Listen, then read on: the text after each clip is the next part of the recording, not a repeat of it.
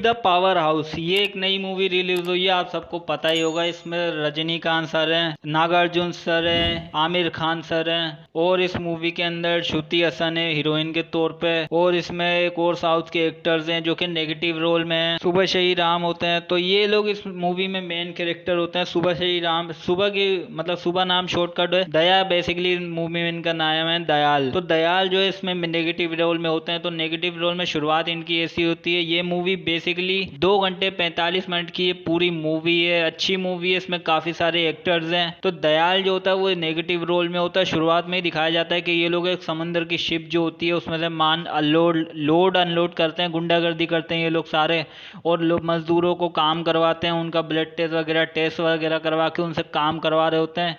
Illegal काम होता है, सोने की स्मगलिंग होती है, पैसों की तस्करी होती है। उसके अलावा रोलेक्स की घड़ियां ये लोग तस्करी करके लाते हैं फिर बेचते हैं। ये लोग ये सारा काम कर रहे होते हैं, बड़े बड़े लोग इसमें शामिल होते हैं।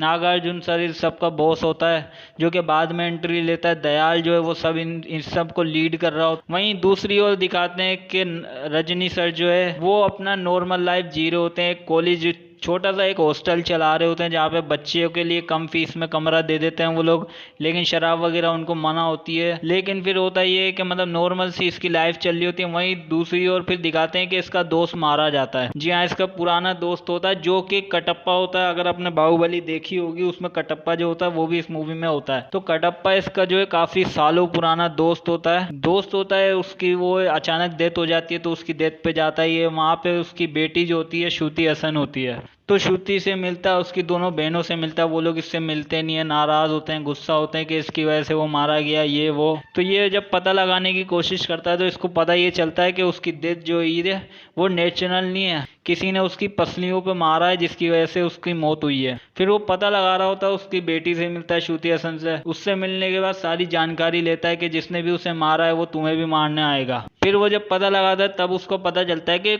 उसकी बेटी मतलब उसके दोस्त ने जो कटप्पा होता है उसने एक ऐसी मशीन बनाई होती है जिसपे किसी भी जानवर की लाश को रख के बटन दबाओगे तो इलेक्ट्रिसिटी की मदद से वो पूरी राख बन जाएगी। मतलब जलाने से जो धुआं निकलता है उसकी भी जरूरत नहीं पड़ेगी, वो डायरेक्ट खत्म हो जाएगा, हड्डियां तक गल के क्या एकदम राख बन जाएगी कुछ ही मिनटों में। तो ये उसका एक प्रोजेक्ट बनाता है जब वो सरकार को देना चाह रहा होता है, लेकिन सरकार उसको रिजेक्ट कर देती है कि इसका कोई मिसयूज करेगा। ये सोचकर वो उसको रिजेक्ट कर देती है। वो फिर थोड़ा सा अफसोस होता है उसको इस बात को। लेकिन नागार्जुन सर जो कि बिजनेसमैन भी होता है और वो बेसिकली एक गुंडा भी होता है, जब उसको ये पता चलता है कि लाशें हमें जलानी पड़ती हैं जिसकी वजह से पुलिस भी हमें चेतावनियां दे रही है कि और लाशें मिली तो हम तुम्हें अरेस्ट कर लेंगे, इसलिए जब उन्हें एक प्रोजेक्ट के बारे में पता चलता है कि इसने एक प्रोजेक्ट बनाया जिसमें से किसी की भी लाश रख के राख बनाई जा सकती है कुछ ही मिनटों में बिना धुआं निकले। तो जब ये इसे पता चलता है ये इससे मिलने पहुंच जाता है। जब मिलता है तो पता चलता है कि ये सिर्फ अभी हमने जानवरों के लिए बनाया और तुम लोग कुछ गलत काम कर रहे हो इसलिए हम तुम्हारा सपोर्ट नहीं करेंगे। वो बोलता है ठीक है मैं तुम्हारी तीनों बेटियों को ले जाऊंगा, फिर कभी वापस तुम्हें देने नहीं आऊंगा इनको। फिर वो डर के मारे जो है मशीन बना देता, मशीन उसको तैयार करता है, उसमें किसी की भी लाश रखो कुछ ही मिनटों में राख बन जाती है। ये मशीन इनके काफी फायदे में होती है क्योंकि ये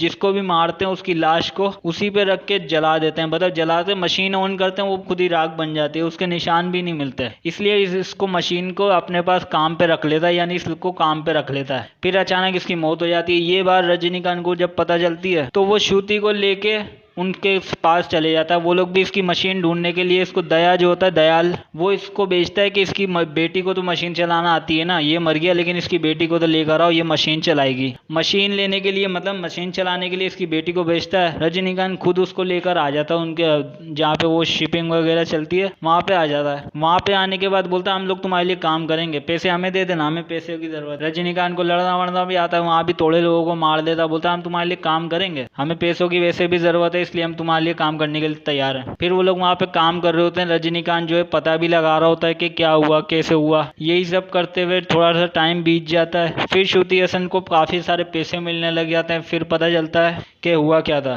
फिर यही सब पता लगा रहा होता है तो रजनीकांत पता लगा रहा होता है। बीच बीच में जो है इनके बीच गद्दार है कोई पुलिस वाला, इनको पता लग जाता है, एक एक करके उसको मारना शुरू कर देते हैं। लेकिन फिर जो है नागार्जुन को पता लग जाता है कि गद्दार कौन है। उसको रस्सियों से बांध के मारने होते हैं, तभी जो है असली गद्दार का पता चल जाता है, जो कि दलाल होता है। दलाल असली गद्दार होता है, इसलिए नागार्जुन उसको मारना शुरू कर देता है। मारते मारते उसकी लाश को लाके रख देता है। फिर रजनीकांत और श्रुति को बुलाता है, बोलता है ये देखो, इसको जाके तुम गाड़ देना पुलिस स्टेशन के सामने। वो लोग घबरा जाते हैं, लेकिन फिर भी जाके डाल देते हैं, गाड़ देते हैं उसको, ये सोच के कि अब इसको जलाया क्यों नहीं गया। उसके बाद होता है ये कि जब उसको गाड़ते हैं वो जिंदा होता है, वो कब्र से बाहर निकलता है। कब्र से बाहर निकलता है, उसको कुछ मेडिकल उसकी हिस्ट्री होती है, इस वजह से वो बच जाता है। फिर उसको जो पूछते हैं कि फिर वो अपनी स्टोरी बताता है कि मैं पुलिस वाला था, ये था, मेरे 2 बच्चे हैं, ये है वो है, कहानी सुनाता है। फिर रजनीकांत इमोशनल हो जाता है, छोड़ देता है उसको। लेकिन छोड़ने से पहले वो फोन करता है उसके लोगों को, नागार्जुन के मतलब गुंडों को फोन करता है कि मैंने उसको मारा, वो मरा नहीं है, वो अभी जिंदा है। उसके लोग बोलते हैं नहीं नहीं, उसको जिंदा रखना, उसके बाद 200 करोड़ रुपए हैं, हम उससे पता लगाएंगे और आधा आधा बांट लेंगे। वो लोग वहां से निकल जाते हैं, लेकिन जब उसको स्टोरी पता लगती है तो रजनीकांत उसको छोड़ देता है। अब होता ये है कि वो जब वापसी आता है, वापसी आ रहा होता है, तो उसको ये बात जब वापसी आता है तो नागार्जुन जो है उसको बोलता है मुबारक हो, तुमने उसको मेरे कहने पे मार दिया, अब मैं तुम्हारे लिए वो करूंगा जो तुम चाहते हो। उसको एक वीडियो दिखाता है जिसमें उसके दोस्त कटप्पा को जिसने मारा होता है उसकी वीडियो होती है, और जिसको उसने छोड़ दिया होता है देवा को वही होता है जिसने उसको दोस्त को घूसे मार मार के मारा होता है। तो वो सोचता है कि मैंने इसको छोड़ दिया और इसने मेरे ही दोस्त को मार दिया, और वहीं वो उसकी बेटी को भी किडनैप कर लेता है। फिर उसको गुस्सा आता, फिर वो नागार्जुन बताता है कि मुझे पता है तुम उसके कोई मतलब काम नहीं करते उसके लिए, उसके दोस्त हो, और तुम उसकी मौत का पता लगाने आए हो। तो जब नागार्जुन सर ये सब बात बोलता है और उसको बोलता है ठीक है, तुमने अब किया और मैंने तुम्हारे लिए जो करना था कर दिया, और तुमने उसको मार भी दिया। फिर उसने 30 साल पहले प्रतिज्ञा ली होती है कि मैं शराब नहीं पीऊंगा। फिर उसकी भी स्टोरी पता लगती है कि जो कटप्पा मरा होता है ना, वो असल में इसका साला होता है, उसकी बहन इसकी वाइफ होती है, और सालों पहले भी ये क्रिमिनल ही होता है। उसकी स्टोरी बाद में पता लगती है क्या होता है, लेकिन वो 50-60 लोगों को मार के शराब पी रहा होता है। तो कटप्पा उससे वादा लेता है कि आज के बाद तुम कभी शराब नहीं पियोगे, और वो छोड़ देता है। उसके बाद वो फिर उस पार्टी में शराब पीता है, जब उसको पता लगता है ना कि उसने उसको मारा है कटप्पा को, शराब वराब पी के और वहां से चला जाता है। फिर उसको बाद में थोड़ी सी स्टोरी दिखाते हैं कि वो एक कूली होता है पहले से। फिर होता ये कि जो दयाल होता है वो जिंदा होता है, और वो उसको ब्लैकमेल कर रहा होता है कि ये मेरे पास है, अब तुम्हें वो करना जो मैं करना चाह रहा था। उसने काफी सालों में पैसा वैसा 200 करोड़ से ज्यादा ही इकट्ठा करके रखा होता है, और पूरी ऑर्गेनाइजेशन के भी सारे खिलाफ सबूत भी होते हैं। वो होता पुलिस वाला ही है, लेकिन चोर भी होता है एक नंबर का। तो बेसिकली अंदर एक इलीगल ट्रैफिकिंग चल रही होती है, जिसमें इंसानों का दिल निकाल लिया जाता है। जो भी उनके पास वर्कर आते हैं काम करने के लिए, वो लोग उसका मेडिकल टेस्ट करते हैं, दिल की जांच वगैरह करके, बाद में उनका जब दिल किसी के साथ मैच करता है तो उसको ऑर्गन निकाल के बेच देते हैं, और उन्हें उस कुर्सी पे बिठा के जला देते हैं, यानी जो उसने इन्वेंशन किया होता है। तो इसके खिलाफ सारे सबूत जो है उस आदमी के दयाल के पास होते हैं। और वहीं दूसरी ओर जो नागार्जुन का बेटा होता है, इसमें वो शरीफ होता है, उसे एक लड़की से प्यार होता है जो उधर ही काम कर रही होती है। उसका सीक्रेट भी बाद में पता चलता है, वो उससे प्यार कर रहा होता है, भागने की भी तैयारी कर रहा होता है। तो जो दयाल है वो उसको रजनीकांत को बोलता है कि तुम इससे मार दो, ये कर दो, सारे काम करवा लेता है, अपनी चोरियां वोरियां जितने कागजात होते हैं सब चोरियां करवा लेता है। फिर बोलता है कि इसके बेटे को भी मार दो। रजनीकांत मारने वाला होता है, लेकिन फिर वो उस लड़की के पास ले जाके छोड़ देता है। अब बाद में रजनीकांत समझ जाता है, जैसे ही वो नागार्जुन मतलब दयाल जो है वो रजनीकांत को बोलता है कि तुमने मेरा काम नहीं किया, तुमने उसको मारा नहीं, इसलिए मैं तुम्हारी ये लड़की को मारने वाला हूँ। वो श्रुति हसन को फेंकने वाला होता है, तभी रजनीकांत हंसने लग जाता है, और फिर रजनीकांत बोलता है कि तूने मुझे बेवकूफ समझा। वो समझ जाता है सारा खेल। वो उन दोनों मतलब श्रुति हसन की बहनों को भी बचा लेता है। वो लोग बोलते श्रुति हसन की दोनों बहनों को भी सेव कर लेता है, सारा उसका पैसा भी चुरा लेता है, और जो उसकी बीवी होती है उसे भी एक्सपोज कर देता है। दरअसल नागार्जुन के बेटे के साथ जिसको प्यार हुआ था लड़की को मतलब लड़के को, वो लड़की असल में दयाल की बीवी होती है, और उसे भी पकड़ के उस कुर्सी पे बिठा के रखता है रजनीकांत। बोलता है देख तेरी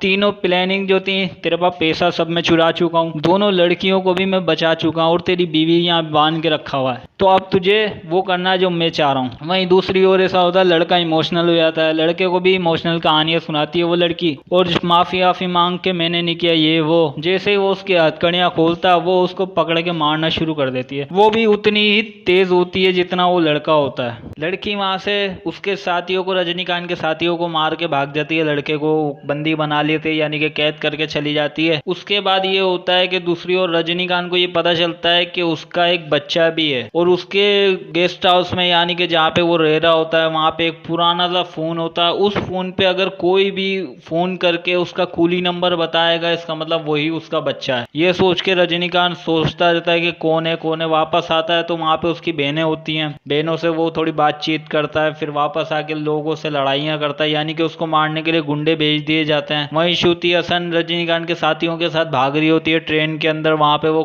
खूनी आ जाता है, देवा आ जाता है। देवा यानी डेनियल आ जाता है, विलन जो होता है वो उसके पीछे पड़ा हुआ होता है। वो उसको मारने वाला होता है लेकिन वहां पे भी काफी लड़ाइयां होती है। फिर वो श्रुति हसन फोन करती है उसके बाप की। कही हुई एक बात याद आती है कि जब भी तुम मुसीबत में हो, तुम्हें लगे कि मैं खत्म हो जाऊंगी, तो वो उस नंबर पे फोन करे जो उसके मोबाइल में सेफ है और उसको कूली नंबर बताए। जी हाँ, वो कूली नंबर बताती है। वो फोन करती है, वहां पे रजनीकांत लड़ रहा होता है और लोगों से। तब वो फोन उठा के वो कूली नंबर बताती है और अपना नाम बताती है अपने पापा का, यानी कि श्रुति हसन ही उसके रजनीकांत की बेटी होती है। रजनीकांत को जब ये पता चलता है वो वहां सबसे लड़ने लग जाता है। फोन की लाइन कट जाती है। रजनीकांत उस टाइम पे श्रुति हसन किसी ना किसी तरीके से वहां से बच जाती है और वो जो डैनी होता है वो भाग रहा होता है, वो गिर जाता है ट्रेन से। वहीं उसी ट्रेन में वो लड़की भी होती है जो डैनी की वाइफ होती है। वो डैनी की वाइफ होती है वो तो प्लान बी का इशारा दे देती है कि प्लान बी एग्जीक्यूट करना है। तो प्लान बी एग्जीक्यूट करने के लिए वो बोल देती है फोन करके। वहीं रजनीकांत लोगों से लड़ रहा होता है तो वहां पे काफी सारे कूली और भी होते हैं। बहुत सारे वहां पे लोग लड़ने के लिए आते हैं। रजनीकांत एक इशारा करता है, सारे कूली कमरों से निकल के आ जाते हैं और मारना शुरू कर देते हैं उन लोगों को। तब उसको पता चलता है कि उसकी टीम है वहां पे रजनीकांत की। वहीं दूसरी ओर ये होता है, वहीं दूसरी ओर डैनियल जो है वो क्या करता है कि वो नागार्जुन के बेटे को जो है पकड़ के रख लेता है और झूठी कहानी सुना देता है कि वो असली पुलिस का इन्फॉर्मर है, मैं इन्फॉर्मर नहीं हूँ, मुझे मेरे उससे तो झूठ बोल के कराया गया, ये सब झूठ बोला गया, जबरदस्ती कराया गया और ये भी मैं इसलिए कर रहा हूँ। उसके बेटे को उसकी आंखों के सामने मार देता है। फिर वो वापस इंडिया आता है, किसी काम से बाहर गया हुआ था। जब उसकी बेटे के सामने उसको यानी उसकी आंखों के सामने बेटे को मार दिया जाता है तब वो वापस आता है। और फिर ये होता है कि श्रुति हसन जो है ट्रेन से उतरती है, उसको रजनीकांत के साथियों को ढूंढ रही होती है। तब वो लड़की आती है जो उसकी वाइफ होती है डैनियल की, वो अपने साथ लेके चली जाती है कि चलो मैं तुम्हें लेके चलती हूँ। फिर एक कार होती है वहां, उसमें बिठाती है और कार में जब बिठाती है तो ना वो रजनीकांत के साथी होते हैं, वो होते हैं नागार्जुन के साथी। जी हाँ, नागार्जुन के साथी होते हैं और वो लोग उन दोनों लड़कियों को लेके शिप पे आ जाते हैं। शिप पे आने के बाद ये होता है कि वो लोग उनको जो है लड़की से जो डेनियल की वाइफ होती है उसको वीडियो कॉल करते हैं। डेनियल को वीडियो कॉल लगाता है नागार्जुन और कुछ सवाल पूछता है। वो लड़की फिर से झूठ बोलने लग जाती है कि मेरे साथ जबरदस्ती की है इन्होंने, ये बोला है वो बोला है, मेरे आपसे बेटे से प्यार करती थी। रजनीकांत वो नागार्जुन बोलता है मुझे सब पता है तुम लोग कौन हो। वो उसी वक्त उसके गर्दन में घुसड़ देता है, सरिया मार देता है और डेनियल वहां पे रोने लग जाता है। फिर उसको छोड़ देता है। वहीं फिर रजनीकांत को बुलाता है। रजनीकांत निकल जाता है जब उसको पता चलता है कि मेरी बेटी है। वो शिप पे पहुंचता है। फिर वहां पे जाके वो बोलता है नागार्जुन इसको ले जाओ, श्रुतिका को ले जाओ, वहां पे जाके इसका दिल निकालने की तैयारी करो, मेरे इशारे पे दिल निकाल लेना। फिर रजनीकांत अपनी स्टोरी बताता है कि मैं एक पहले कूली हुआ करता था, मेरे साथ साथ और लोग भी होते थे जो मेरे साथ ही हुआ करते थे। फिर एक आदमी ने, बिजनेसमैन ने हमें जो है सामान उठाने के लिए कहा। हमने जब सामान छोड़ा तो उसमें ड्रग्स निकले। ड्रग्स के आरोप में पुलिस ने हम 200 कैदियों को बंदी बना लिया और हमें जान से मारने की कोशिश की क्योंकि हमारे फांसी की सजा हुई थी ड्रग्स के केस में। लेकिन उन्होंने ये बोला कि 100 लोग अगर गुनाह कबूल कर लेंगे तो हम बाकी के 100 लोगों को छोड़ देंगे। तो जो लोग कम उम्र थे, जिनकी शादियां नहीं हुई थी, उन्होंने गुनाह कबूल कर लिया और बाकी 100 लोग जो है वहां से निकल गए। लेकिन जो लोग निकले उन्हें भी उन लोगों ने मार दिया। फिर रजनीकांत जो है वापस बदला लेने के लिए आता है अपने साथियों को लेके और उस बड़े बिजनेसमैन को ढूंढ के मारना शुरू कर देता है और जान से मार देता है सारे कूलियों के साथ मिलके। फिर पता लगता है कि नागार्जुन का बाप होता है वो, जिसको इसने पहले मारा होता है। इसलिए नागार्जुन बार बार बोल रहा होता है कि मैंने तुम्हें कहीं देखा है, मैंने तुम्हें कहीं देखा है। तब वो पहचान जाता है कि जब मैं छोटा था तब मैंने इसे देखा था। और फिर रजनीकांत की पुरानी इमेज दिखाते हैं, यानी कि जब वो यंग हुआ करता था उस टाइम की इमेज दिखाते हैं कि वो उसको मार रहा होता है। फिर उन दोनों के बीच झगड़ा होता है, गोलियां वोलियां चलने लग जाती है, नागार्जुन को रजनीकांत मार देता है और उस लड़की को लेके वहां से जा ही रहा होता है। तभी ये होता है कि इन दोनों को लेने के लिए बहुत बड़े लोग आ जाते हैं, यानी बड़ी बड़ी राइफल वगैरह लेके इन लोगों को सबको उठा के लेके चले जाते हैं एक सुनसान आइलैंड पे। वहां पे आता है, किसकी एंट्री होती है? आमिर खान की। जी हाँ, आमिर खान का किलर लुक होता है, टैटू वगैरह कराए हुए होते हैं, शॉर्ट्स पहना होता है, गंजी में होता है। वहां पे आमिर खान की एंट्री होती है और वहां पे जो है वो बोलता है कि मैंने आपको बचपन में देखा था। तो फिर वो उसका बाप भी जब जब ये उस बिजनेसमैन को मार रहा होता है रजनीकांत, तब ये लोग वहीं खड़े होकर देख रहे होते हैं, क्योंकि बड़े बड़े बिजनेसमैन होते हैं, सब दोस्त होते हैं आपस में। तो ये भी रजनीकांत को देख रहा होता है, तो बोलता है मेरे से पार्टनरशिप कर लो। वो रजनीकांत बोलता है तुम्हें कूलियों की हिफाजत करनी होगी। फिर ये लोग हाथ मिला के शामिल हो जाते हैं उनकी टीम में, यानी कि जो बिजनेस कर रहे होते हैं सोने की तस्करी वगैरह, उस बिजनेस में शामिल होने की बात करता है, दिल तस्करी वाले केस में नहीं होता है। फिर ये लोग हाथ मिला लेते हैं, फिर ये लोग डैनियल को भी ढूंढ के लाते हैं, डैनियल को भी मार देते हैं। फिर उसके बाद ये लोग हाथ वगैरह मिला के खत्म कर देते हैं स्टोरी। फिर एंड में श्रुति हसन और उसके बाकी बहनों को छोड़ने के लिए जाता है रजनीकांत एयरपोर्ट पे। एंड में भी पता नहीं चलता है कि श्रुति हसन को कि मेरा बाप यही है। तो यही ओवरऑल इस मूवी की कहानी है। ये मूवी जबरदस्त मूवी है, आपको अच्छी लगेगी। एक्शन इसका कमाल का, रजनीकांत तो जबरदस्त है ही, आमिर खान की एंट्री भी कमाल की है, आमिर खान का लुक भी कमाल का है। तो ये मूवी आपको जरूर देखनी चाहिए। ये एक्शन थ्रिलर मूवी है, 2 घंटे 45 मिनट की ये मूवी है, आपको जरूर देखनी चाहिए ये मूवी।